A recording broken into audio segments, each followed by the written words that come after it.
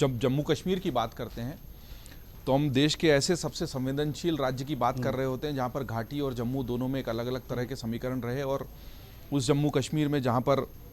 लगातार हमने देखा कि सफ़ेद बर्फ़ का रंग लाल हो गया, जिसको स्वर्ग से सुंदर धरती कहा गया, उसका एक लंबा इतिहास में नहीं जाते, लेकिन उसी जम्मू कश्मीर में जब कहा जाता था कि 370 अगर हट गई तो खून की होली खेली जाएगी, तिरंगे लहराना मुश्किल हो जाएगा, और ये उसी जम्मू कश्मीर की धरती के नेताओं ने कहा था।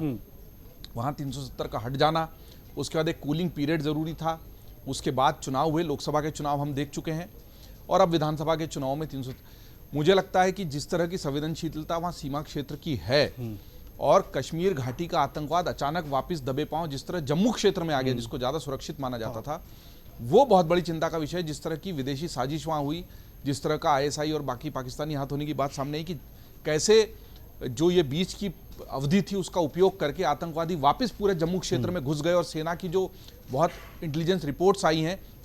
सारा डिप्लॉयमेंट घाटी में या चीनी सीमा पर होने का लाभ उठाते हुए धीरे धीरे वो पूरी जम्मू क्षेत्र में फैल गए, जहां पर उनका नेटवर्क बहुत कमज़ोर हो चुका था, सारे स्लीपर से। ऐसे में वहां पर लोकतंत्र की बयार इस तरीके से बहना, वही अपने आप में बड़ी बात है। जो आपने कहा कि भाजपा का घाटी में, तो देखिए जब तक वहां पर एक बड़ा डेमोग्राफिक चेंज नहीं होता तब तक वहां पे वोटों का जो बंटवारा है उसमें ध्रुवीकरण है, और उस ध्रुवीकरण को कोई नकार नहीं सकता। इसीलिए क्षेत्रीय पार्टियां और जो धर्म आधारित वोट हैं वो कभी भी भारतीय जनता पार्टी को मिल नहीं पाए, क्योंकि वो अलहदा रखा गया, आइसोलेट रहा।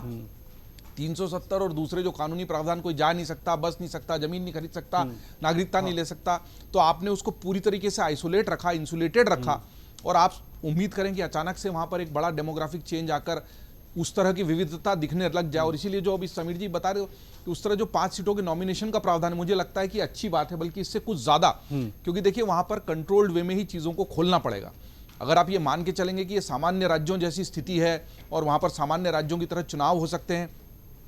वहां पर राशिद इंजीनियर का जीतना और इसी तरह पंजाब में कुछ तत्वों का जीतना हमें यह भी बताता है कि यह बात सही है कि लोकतंत्र में सबको चुनाव लड़ने का अधिकार है, और जहां उस जमीन के जो प्रतिनिधि होंगे उन जमीन के प्रतिनिधियों को ही चुनाव जीतकर वहां के राज्य को या स्थानीय शासन को चलाना चाहिए, या उनकी आवाज दिल्ली पहुंचना चाहिए। लेकिन जो लोग स्थानीय जमीन को नहीं मानते, भारत देश को नहीं मानते, भारत देश के कानून को नहीं मानते,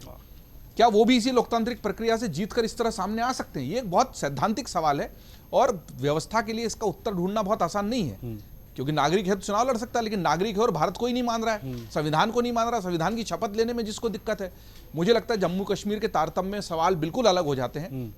वहां चुनाव का होना ही अपने आप में एक बहुत अच्छी बात है, शुभ संकेत है। अब यहां से आगे जाकर जब वहां पर स्थितियां बदलेंगी, डेमोग्राफिक चेंजेस आएंगे, वहां का जो पूरा जनतांत्रिक वो है संतुलन, वो बदलेगा, देश के लोग हिल मिल पाएंगे, घुल मिल पाएंगे। इतने लंबे समय तक हमने उसको काट के रखा गया, चाहे जो भी राजनीतिक व्यवस्था रही हो, इच्छा शक्ति की कमजोरी रही हो। बिल्कुल सही बात है, नारों और निबंधों और भाषणों का मुद्दा हो गया था 370, जमीनी हकीकत पर बदला है तो बड़ी उपलब्धि है, समय बचा नहीं है। लेकिन हरियाणा में मुझे लगता है कि कांग्रेस और भाजपा का सीधा ही मुकाबला है। कांग्रेस की स्थिति ज्यादा मजबूत है,